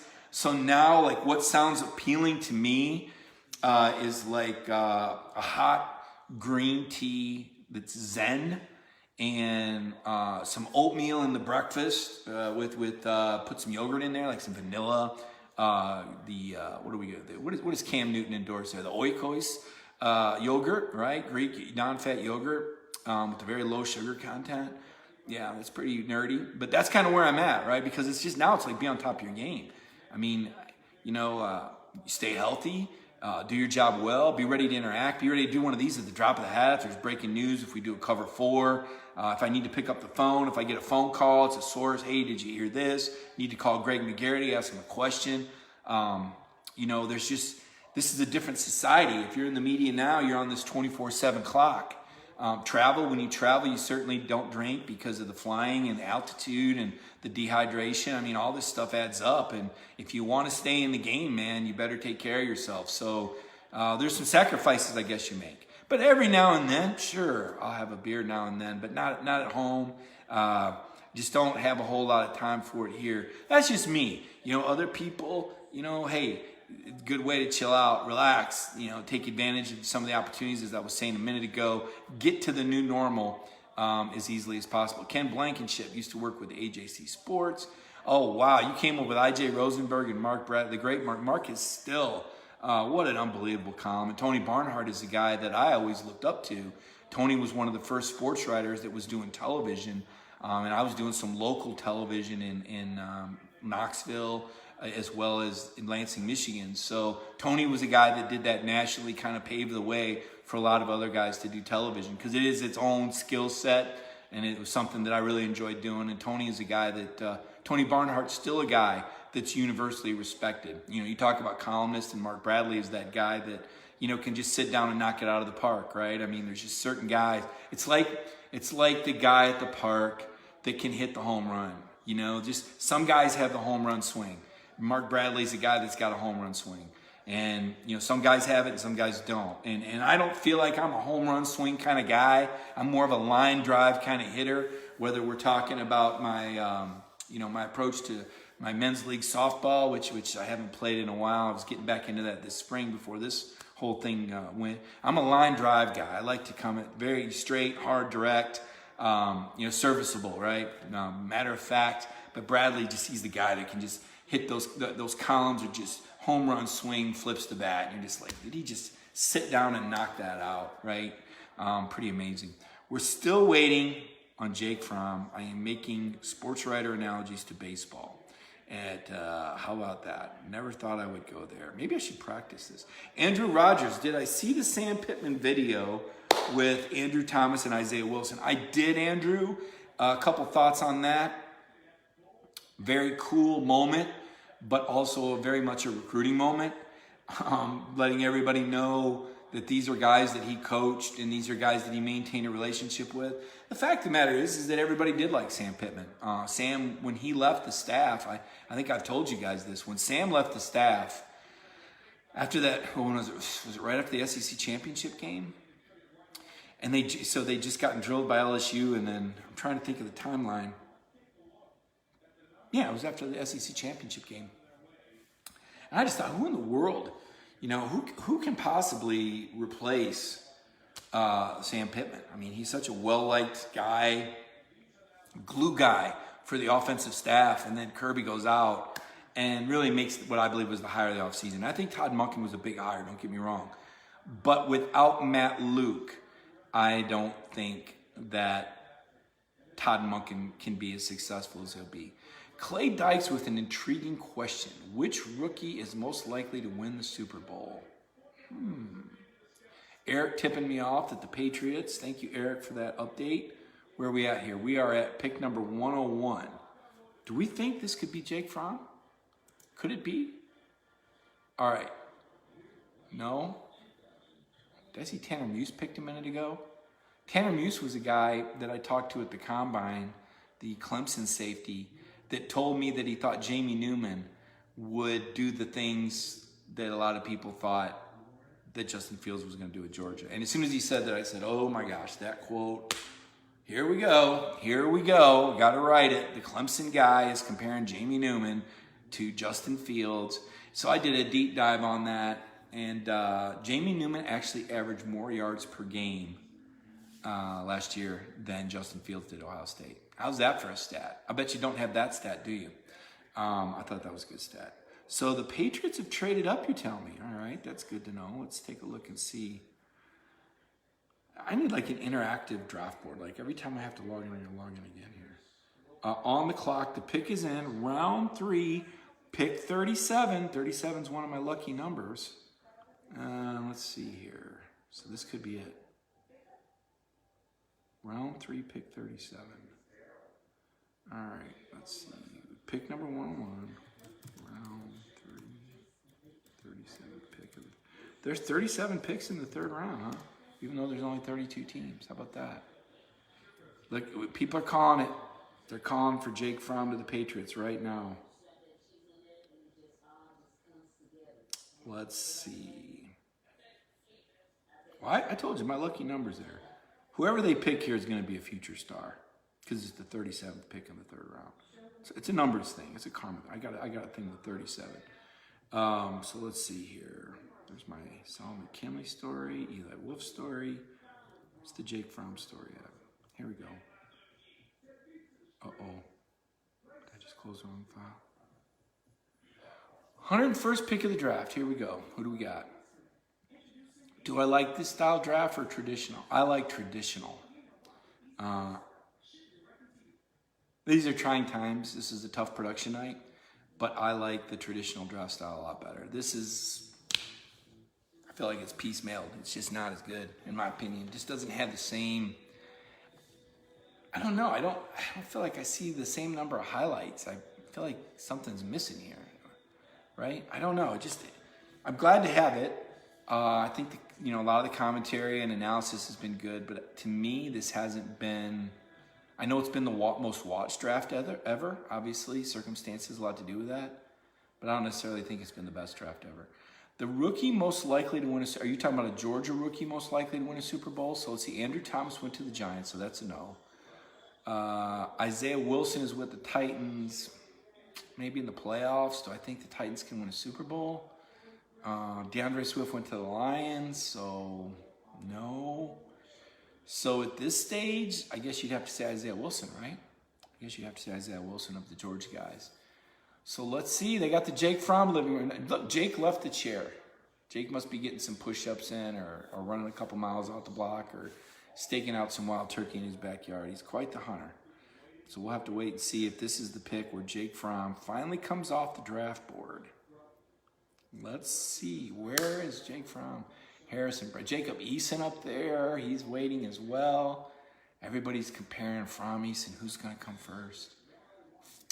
Andrew Rogers. There's Bill Belichick. I think these guys are just working on their computer, too. They don't have a live audience. Well, actually, they do have a live audience. They're not interacting, though. We're interacting. Amos calling Fromm to the Patriots. 101. Here we go. Let's see. Is it Jake Fromm?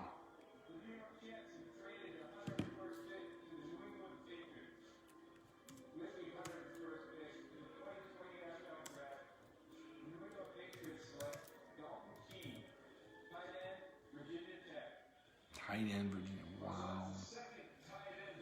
Wow. We're getting down to the end of the third round here. Pittsburgh Steelers are next. Don't see Jake in that uniform. Philadelphia's already picked Hurts, so we know that Jake's not going to go in the next couple picks. No, not going to happen. Starting to wonder now. Are we starting to wonder about Jake Fromm's NFL future the later he goes? We've seen some. Now, Kirk Cousins was a fourth-round pick.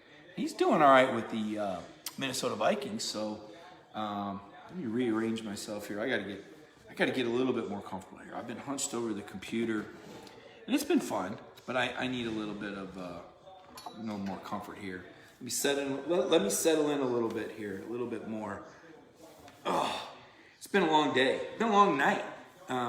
Waiting on the draft. We had a lot of stuff going on. I thought Connor had a good story from when Kirby Smart was on television earlier today. Don't know if you saw that, but there were some comments about that Kirby made about coaches from other conferences, maybe recruiting, doing like some negative recruiting against Georgia, saying that it's too hard in the SEC. I kind of wonder who he was talking about. I kind of thought it was Clemson. I don't know. That doesn't sound like a Dabo Swinney thing. Maybe I would have guessed like Oklahoma, because like in Oklahoma they play like 7-on-7 out there in the Big 12. I'll never forget we were talking with Pat Narduzzi, and Narduzzi is now the Pitt coach, and Narduzzi was then the defensive coordinator at Michigan State back 5 or 6 years ago when they had those 3 top 6 ranked teams in a row, won a couple Big Ten titles. And the problem, every team comes up with a problem in the offseason, right? They'll create these issues they've got to solve. The problem was that Michigan State didn't force enough turnovers. So we had Narduzzi on the show. We said, well, what'd you do? What'd you do in the offseason to, work on the turnover? Well, I went and I studied it, and I went and I got tape of the team that forced the most fumbles in the country, and it was Oklahoma State. So we watched all that tape, and we're like, oh, yeah, what'd you find out? He said, I found out that the Big 12 is a horse beat conference. And we were like, whoa, okay, so there's some real honesty, right? So they may have produced the most turnovers, but it had more to do with the other teams not being very good, according to Narduzzi. And the fact that he would say that, like, did you just say that? I mean, those are the coaches when you're in the media. You're like, you have one of those moments like, it was kind of like Kirby after the Auburn game when somebody asked him what he told his team or something like that. And he said, I said, how about them bleeping dogs? And we all were just like, did you just say that? Did you just go there? He went there. And it was just, that was like, to me, that was like a vintage Kirby moment. Just at the time when you think that Kirby Smart is going to start going coach speak and cliche and just say what everybody expects him to say, he threw out after the Auburn game, how about them blanking dogs? And you just go, a little bit of a reminder that Kirby was a football player and Kirby gets a little hyped up. And that's part of the reason why his players like him.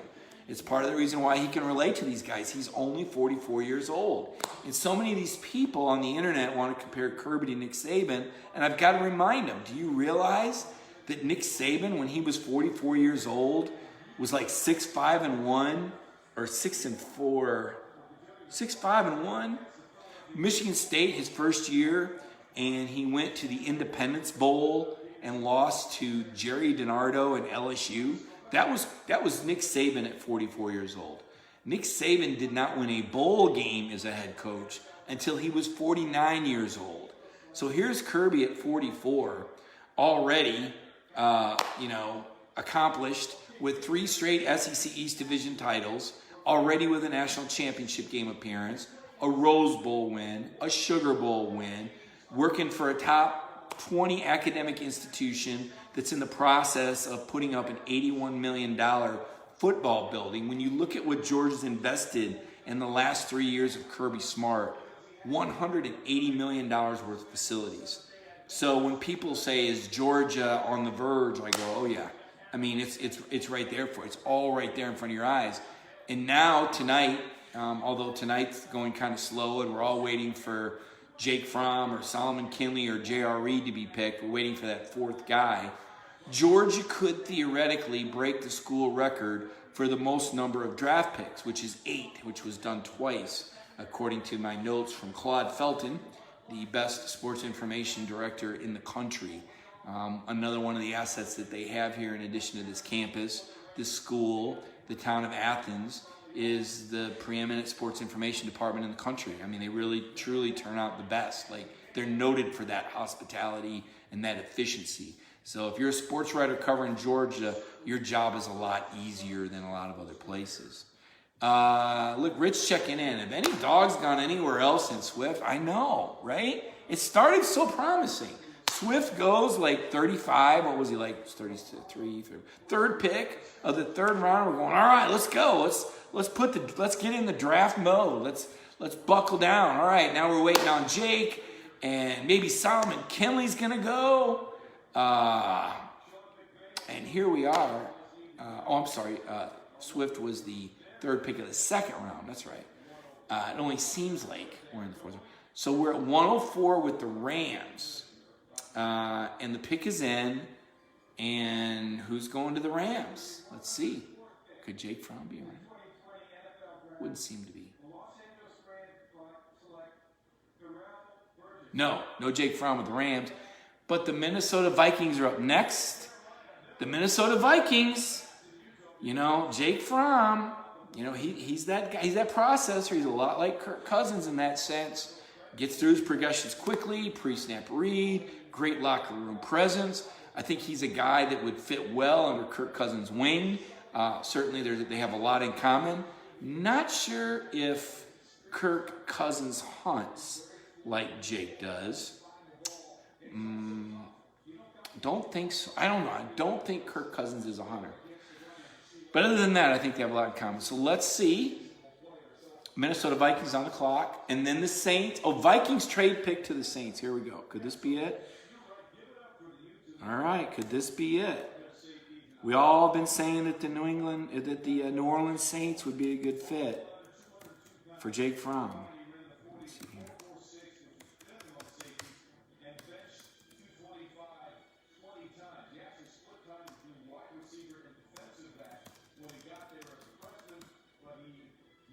So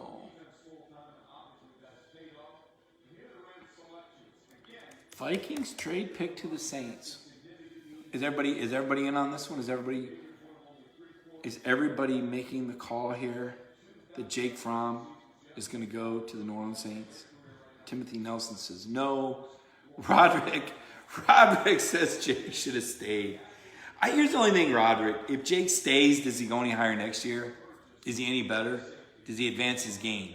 And again, I just thought this last season was just so tough on Jake and his family. The pressure was immense, and anything less than a national championship was going to disappoint. We have got to get Jake Fromm off the board here. I mean, come on, let's go. Let's get Jake Fromm picked with the Saints. He's a good fit.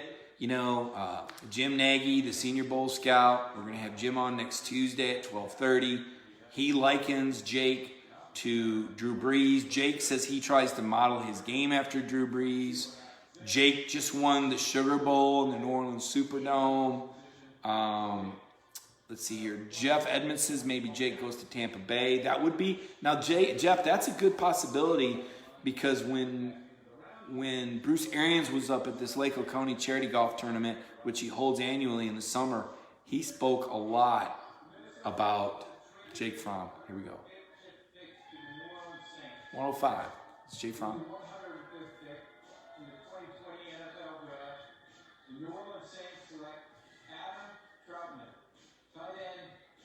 Another tight end goes before Jake Fromm. It's starting to look like it's going to be the fourth round. Who's left? Baltimore.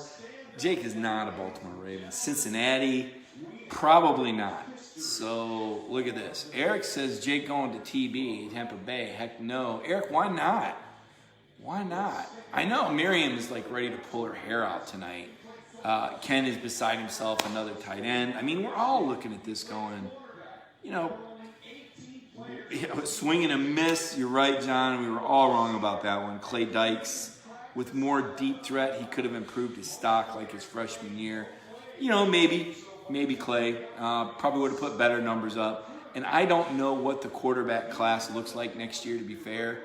But again, I think guys, when you've been a 3-year starter, I think it had kind of run its course. I mean, in Jake's mind, he would have been dealing with another new offensive coordinator. He would have been dealing with more new receivers. He lost his bookend offensive tackles. That was the first time since 1991, by the way, that a team had 2 offensive tackles selected in the first round. Tennessee did it back that year in 1991. So it's been a long time, almost 30 years since a team had 2. So Jake, if you're Jake, you're looking at it. You've lost your 2 offensive tackles. Cager, you got new receivers coming in. You probably felt some strife with the offensive staff. Maybe he felt something brewing there with Coley before it happened. I don't know. I kind of thought that, Coley was done when Jake was gone. Like Coley was going to be there as long as Jake was going to be there. But I just think the expectations every week were just too much. And when he got booed during the Kentucky game, I mean, that was just unfortunate. I mean, that to me was just, I couldn't believe that happened. That was kind of one of those moments where it was like, come on. Even though it was the Georgia student section, it was just like something you just don't expect in Sanford Stadium. It was just like, come on, man. It's pouring rain out there, people. I mean, 0-0 game, but you're booing. Oh, I wasn't booing Jake. I was booing the code. No, you don't boo the home team. You just don't do that. Not a team like, Georgia's like a championship level program. It's not like they're 3-8. I mean, the game against Kentucky was going to be tight. Nobody wanted to throw the football. And Jake, after that game, I remember I asked him, how do you handle that moment? And he told me that football wasn't what defined him. That he is defined by who and what he is. And he brought up his faith. He brought up his Christianity and said, football is something that I do. He said fans have a right, to their opinion. But I thought that Jake really handled that well. I don't think Coley tainted his status Amos. I really think it had to do with those receivers. And not just the fact that you lost your top 5 pass catchers from a year ago, but the fact that you had so many injuries at the position. I mean, Demetrius Robertson pulls the hamstring early in the year. He didn't look the same to me. Kyrus Jackson breaks a bone in his hand in the first game against Vanderbilt. Your starting slot receiver, Demetrius Robertson. George Pickens, brand new incoming freshman, didn't really know the plays. It didn't look like he was really comfortable in that pro-style offense till the second half of the year. Tommy Bush had the groin injury all year. He's a guy I expect to contribute. Matt Landers had some inconsistency early on. Cager was new to the program. Once Cager got up to speed, you saw how big he played against Notre Dame. But beyond that, there really wasn't a deep well of experience to draw from. I mean, Tyler Simmons, kind of had some tough moments early on. He had that shoulder in the shoulder brace again this year. And, early on he got slammed out of bounds in that game against one of those bye opponents. And, he wasn't the same guy. So now all of a sudden, Tyler Simmons was going to be a big part of this offense. He's playing in the shoulder brace. He can't even raise his arms up over his head. I don't know what he was doing out there. But he was the best option they had. That's how bad it was. So I really think, Amos, with all due respect, and I mean that sincerely, I don't think people realize just how much the supporting cast fell off for Jake Fromm. And if you're Cole, you're trying to win games. And so you're trying to get the ball to the best player on the team. And who's that? It's DeAndre Swift. And so that's what they did. And they had a great defense. So you didn't really need a whole lot of offense. So Rich says goodnight. He's packing it in. Timothy Nelson says they picked a guard. Ryan says excuses. Well, sometimes there's explanations too, Ryan. You can call them excuses. So where are we at? Is that it? Are we done with tonight? No, I see 107, 108, and 109, right? Oh, round 4. So that's it. We're done. So this is it for tonight. I'm disappointed. I'm disappointed that Jake Fromm didn't get picked. I'm surprised. I was wrong about this. I thought Jake Fromm would go in the first 3 rounds. I still think he's a capable quarterback. I don't know. Don't say horrible. You had 2 guys picked in the first round. That's not horrible. You had DeAndre Swift go early second. He'll be a franchise back with the Detroit Lions. So you come back tomorrow. Jake Fromm will go off the board. Sal McKinley goes off the board. J.R. Reed goes off the board. Rodrigo Blankenship goes off the board. Tyler Clark maybe. Cager maybe. Warner maybe. Rodrigo Blankenship maybe. Tim Nelson, you called it. Timothy Nelson called it. Griffin ain't over yet. The Lions could pick from. Well, Amos, that'd be interesting. To be mentored by Matt Stafford and his wife and all the great work that they've done. By the way, I will say that this has been an opportunity to see what people do during this crisis. And it was really cool to see the story about Matt and Kelly Stafford and how they're supporting the first responders up there in Michigan. Says a lot when people do stuff like that for their community. Again, I've been blessed to be in communities and work for companies, and and even now, doing these Friday Night Mike things. This was kind of a random idea. The boss gave me a go ahead, gave me an opportunity. I'm glad you guys enjoy visiting. It's fun for me as well. It's different. Tonight I was a little bit more stressed. I'm sorry I wasn't more relaxed or as attentive. I was having to adjust my story with each possible Jake Fromm pick there. Jimmy Head talking about Justin Fields.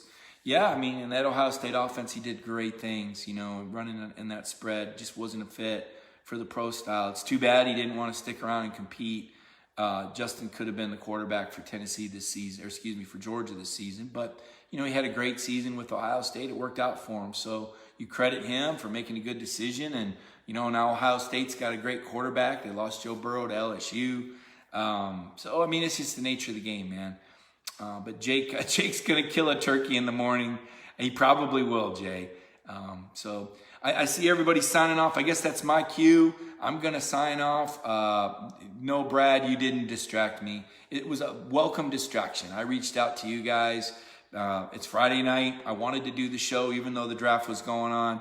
Some people will say that's crazy. Griff, why did you go after midnight? You didn't have to do it. I did it to do it, right? We did it. We did a show after midnight. I probably will never do another show that's not directly related to a football game after midnight. But tonight, we did it. We talked football. I wore Detroit Lions colors. That doesn't happen. It did happen at my high school reunion last summer. It's the only other time I wore this shirt. But I said, you know what? I'm going to give props to the Detroit Lions for picking DeAndre Swift, for making a good call there. And I'm going to go live, even though I may have to publish a story. I'm a rebel. That's right, Spencer. I got crazy tonight. Ken Blankenship said what did he say? My hair was on fire? My head was on? I can't remember. It was crazy. Yes, Jake will get picked tomorrow. Absolutely. Keep the faith. Have a great night. Let's sleep in. We'll have the draft tomorrow. I'll be back Sunday night. Sunday night I'll have a show. And guys, like I said, make the most out of the weekend. If you're around your kids, I know you say they're driving you batty, but listen, my kids aren't here, empty nester, and I wish they were here. I wish I had the distractions. I wish I had the people jumping on me in bed in the morning, waking me up, wanting to go outside, wanting to eat all that. I wish I had those kids tugging at me. So take the time now, make the most of this opportunity, get to the new normal as healthy as you possibly can, and have a great Saturday morning. It's after midnight. I gotta go. Thanks, guys.